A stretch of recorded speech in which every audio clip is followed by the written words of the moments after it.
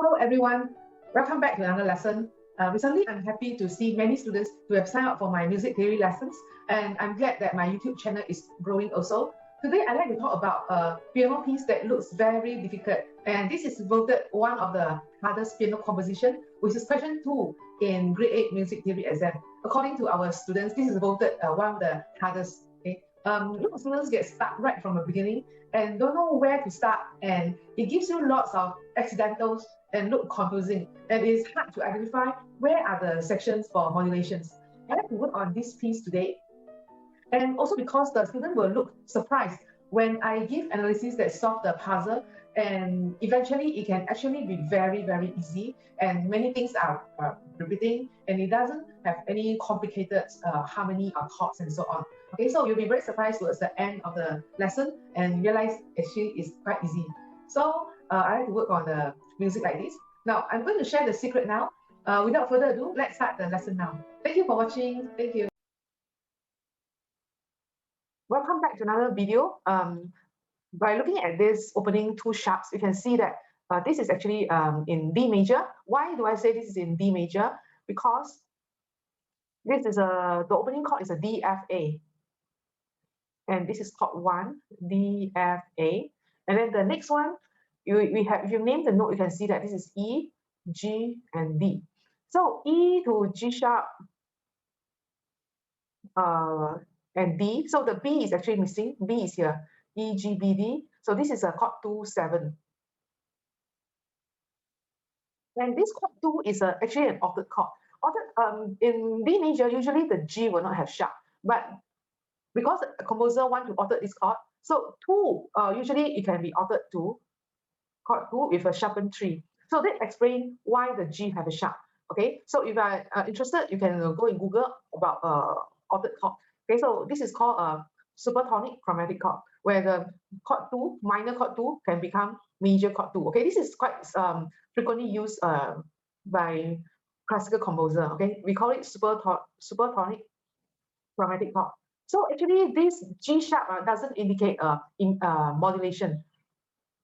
This is just a supertonic chromatic chord. It's quite a popular use by classical composer. The next bar we have a B, D, F, A. So this is a B, D, F, A. Okay. So this is a chord 6. Now over here is coming to the end of the phrase. You can see that I use a red color to bracket the phrasing. So the phrase actually end here. So after chord 6, if you want to end the phrase, you can look at what note they give you. This is A and C. Apparently this is A, C, E, which is a chord 5. So chord 5 usually will go to a chord 6 or chord 1. Okay, so over here I want to choose a chord 1, D, F, A. Okay, let's analyze the next line. Next line, they give you a hint. You can see that the next phrase starts with A again. Okay, and not a star. You can see that this A is the same as here. The very opening is A again. And then the next bar here, D, F, A, is the same as this bar 1. So you can see the similarity between these two phrases. Both phrases start with D, F, A. So by looking at this during exam, when you see a similarity like this, you can start to assume that there may be a repetition over here. Because the second line here starts with D, F, A again. Okay, apparently it's similar to the bar 1. So over here, I would say this melody will probably come back here. Okay, when the first bar come back here, you can see the next bar may come back because it's totally empty. Okay, so everyone please take note here. When the first bar can copy the bar 1 and the next bar is totally empty, you are free to decide what you want to do. So since you already copied bar 1, you might as well copy the bar 2 also going down. Okay. So again, you can use chord 2 with the note being sharpened. Okay, the G is being sharpened. So it's just the altered chord. Okay, E sharp, G sharp. Then the next bar, we have a chromatic. Okay, here you see a lot of accidentals. Okay, C, B, B flat, A, G sharp. I don't know whether you notice or not. This is actually a chromatic scale. So how to compose the music for chromatic scale? This is the chromatic scales that go downwards, step by step. So on piano, it sounds like all the way down to here. So don't be panicked. Okay, so all these are not indication of modulation. this is just a chromatic scales. It doesn't indicate a modulation. So how to write a melody or how to decide what harmony to use when they give you a chromatic scale? Okay, so in left hand, when they give you a chromatic scale, you actually can match with any chord in right hand. Okay, so during exam next time when you see a chromatic scales, you should feel very happy because chromatic scale can actually match with any harmony. Okay, let me show you on the piano. So you can match with any chords in the right hand. Okay, so over here, since you copy the bar 1 and 2, and this is the chromatic scales, it can match with any melody and any harmony, then you can actually copy and paste this down. Okay, so this can come down. And then over here, there is a E, F, A. This G can be a changing note. It's just a decoration. So it looks like this is a F, A, C, E. Majority of the note is F, A, C, E. And so happen that this and this can form a same harmony. Okay, which means this melody can actually bring up. Okay, which is a missing puzzle for this empty bar. Okay, let me fill in all the notes first.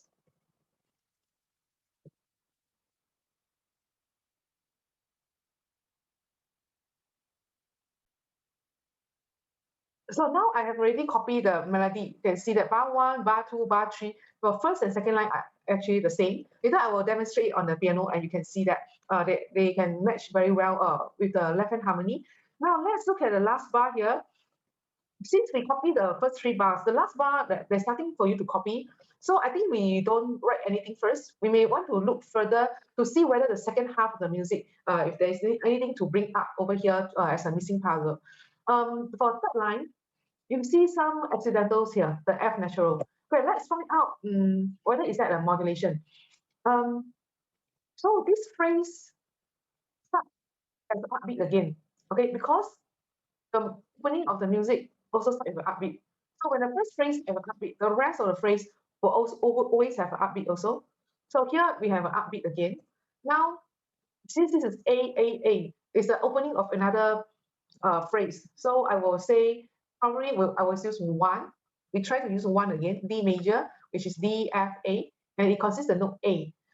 And it looks like this phrase is shorter because it ends with a longer, long crotchet note.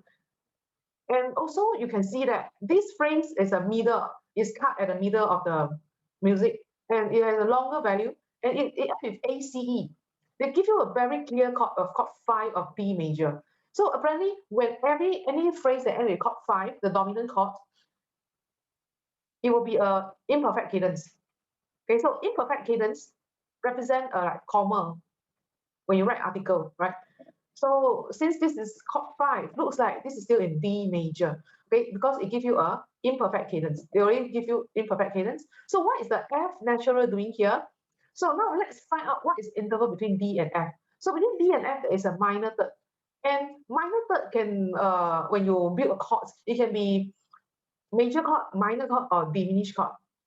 So for major and minor chord, it is unusual to cancel the F sharp here, to flatten the F sharp here. Only possibility is when you have a diminished 7 chord or diminished chord. Okay, so it can be a diminished chord. It makes more sense if you use diminished chord because major and minor chord, if this is a normal major minor chord, it is unusual to remove any sharp. Okay, it's supposed to have an F sharp.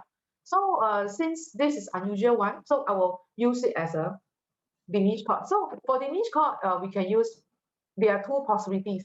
It can be B, D, F, G sharp, the diminished 7 chord. This is the only chord that allow you to have unusual accidentals. Okay, since D and F already form a minor third, I will just form a diminished chord with another 2 minor third. Okay, so if you have studied some basic knowledge about harmony, you know that diminished 7 chord has minor third, minor third, minor third, and it can build upon any notes. Okay, so over here I use G sharp to B minor third, B to D minor third, D to F as a minor third. So G sharp, B, D, F natural. Okay, so the distance between them are all minor third. So this is the only way to explain the accidentals. So let me erase this. Okay, I will use G sharp, B, D, F natural. Okay, so next time if you see a unusual accidentals and you're unable to modulate, you can check the interval between the notes. Okay, so since this is a minor third, I will just build the niche chord based on this. And the root note of the chord is G sharp. So it's very important to start with root note. So A to G sharp is the nearest. So I will start with G sharp. And then I decided to go to B.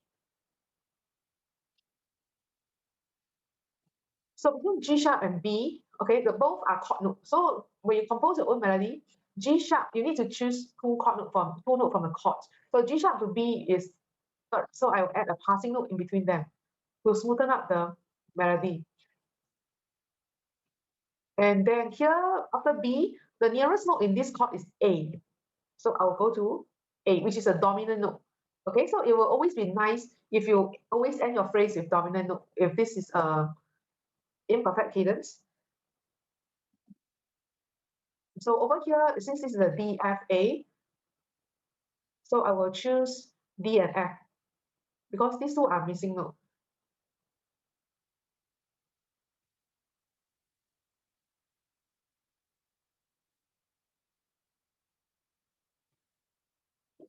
And here you can see that another G sharp, B and D.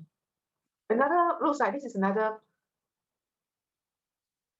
diminished chord, same as this G sharp, B and D. Okay, so it's just a diminished chord because they are minor third apart. The interval between them are minor third apart. So when the chord that you see is a diminished third, diminished chord, then the accidental will not indicate a modulation. So over here, there is no modulation again. So over here is just a G sharp B D. G sharp B D F, diminished 7 chord again. G sharp B D F. Okay, another diminished 7 chord. And next one is like A. So since it's A, you can choose chord 5, which is A C E. Okay. And then here, this is the same as this again. So it looks like this chord is back again.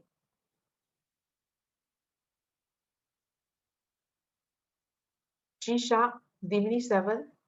So G sharp, B, D, F. And then I want to end this with a imperfect cadence again. So everyone please take note. Here there are a few cadence. So the cadence, first one is here. The second one is actually here. Okay, so actually imperfect cadence is very frequently used and easiest to use because no matter what chord comes before that, you will always form imperfect cadence as long as the end of the phrase is chord 5. So over here, I use the A, C, E, A, C, E again. Okay, let's fill up the rest of the bass note here. So over here, I will use D because the important note is already there. So I will use D, F, F is missing, so I will go to F.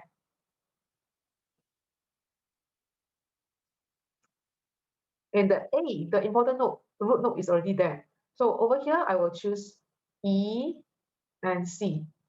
Okay, where does this pattern, this rhythmic pattern come from? This 4 quiver actually come from the observation of third bar of every line. You notice that the third bar of every line has 4 quavers. So over here, I also imitate that. So that's how I get 4 quavers over here.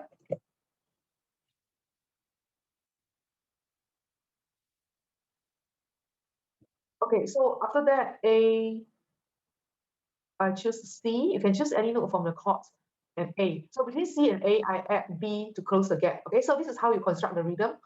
Try to move the notes as close as possible to each other.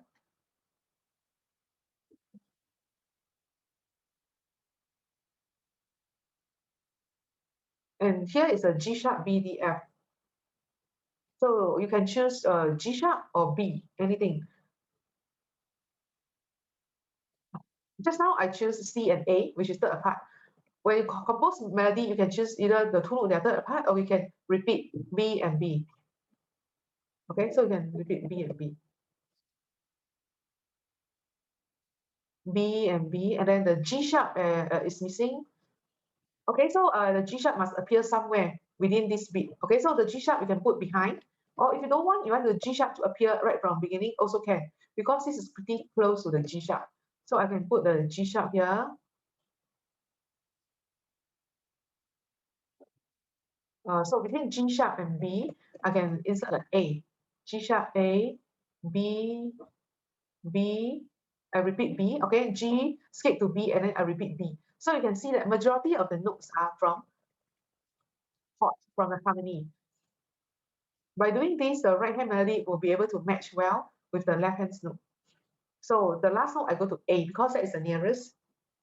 And don't forget that the next note have to start with a upbeat again, which means your phrase actually ends here. Okay, this phrase will last you until here. And now let's look at the next line. Is F, F, F again. I don't know whether you notice. This is the F, the same as the bar one. Okay, the bar one also have F, F. Okay, so this is chord one, D, F, A, C. Since the right hand melody and the chords are same, you can actually copy the first line. Okay. The only difference is this time they add in the seventh note, which is a C. So since they are the same, you can just copy. Now you copy the first bar, you may want to think of copying the second bar. So now let's see whether this melody in bar two can bring down or not. Okay, how do you know whether this melody can copy? Now you can analyze the chords first. So over here you have G sharp, B, and D. G sharp, B, and D. So this melody in bar two start with E and end with B again. You start with E and end with B. So E and B here actually can match with this harmony. So E, G, B, D. Okay. Looks like the melody in bar two can bring down. So this next chord, the D can belong to this chord. And what is a C sharp doing here? The C sharp here, it looks like a passing note. And this G, G sharp, G natural is passing to this F sharp. Okay, so this C sharp actually is just a passing note. And this G sharp also, G, G natural to F sharp also indicate that this is just a chromatic passing note. Okay, since both of them are just a melodic decoration, they do not belong to the chord. Okay, so they do not belong to the chord. So you don't need to worry about these two notes. Okay, next chord, this is a chord 2 again, okay, with the sharpened third, which is same as bar 2. And this is chord 1, D, F, A. Okay, it looks like the bar 2 can also copy here. Next bar is giving you a hint again. You can see that this opening melody come from here. Okay, since bar 1 and bar 2, first bar you copy, then here you can actually copy also. Then here is totally empty, so this you can pull down. The left hand is empty. Looks like you can left hand you can just borrow from bar 3 of first line. Okay, so now I will bring down whatever that I can copy first. Yeah, so now we have already bring down the bar 3.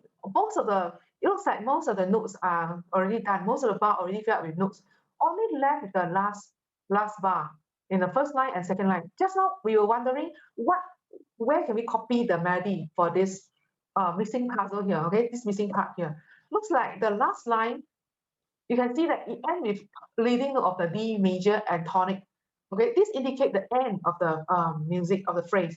Okay, so looks like this is a very good ending for the phrase. So this is the part I think you can just bring up. D, F, E, C, D. Okay, so happen that this can fill up this missing puzzle in the bar 4.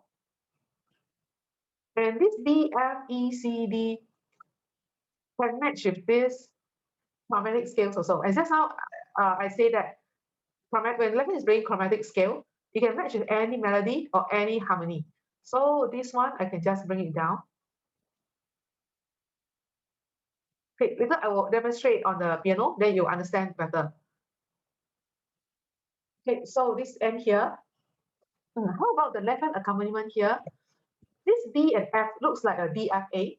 okay, which match well with this. So I will put the D and F here. And this is C and E.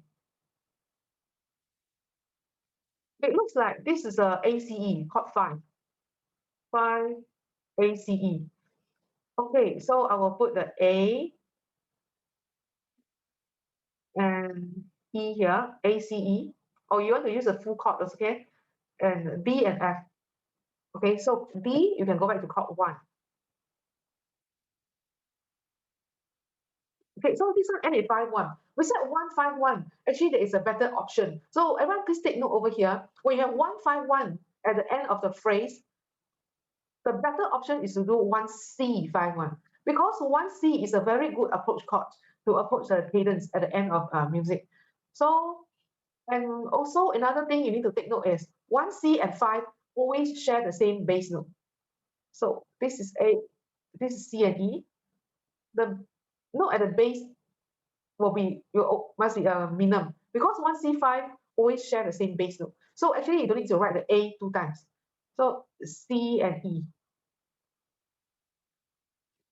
Okay, so and then the D, F, A, the last chord can just be a D, F, A.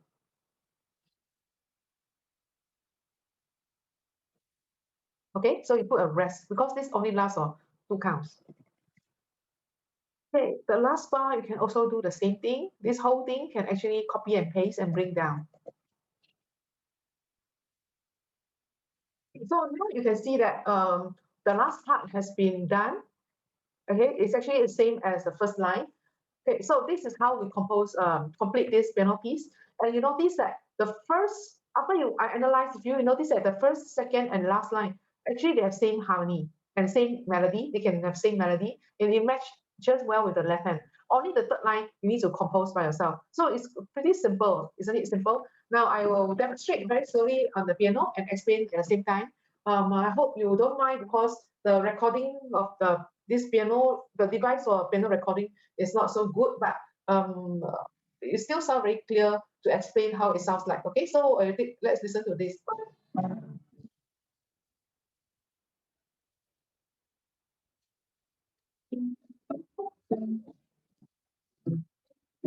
It's how the hand melody and left hand harmony can match well. Let's look at the second line.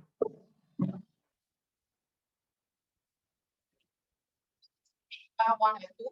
So next 2 bar has a chromatic scale in left hand. Okay, so let's see whether it matches the right hand melody.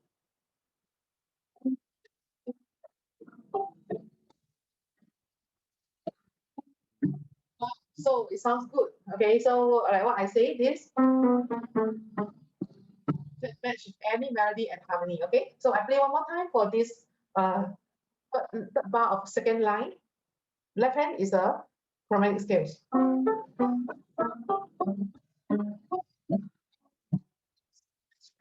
So next, continue the next line.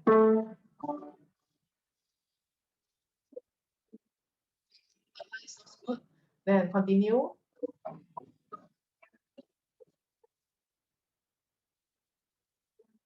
So good. Let's continue the last line.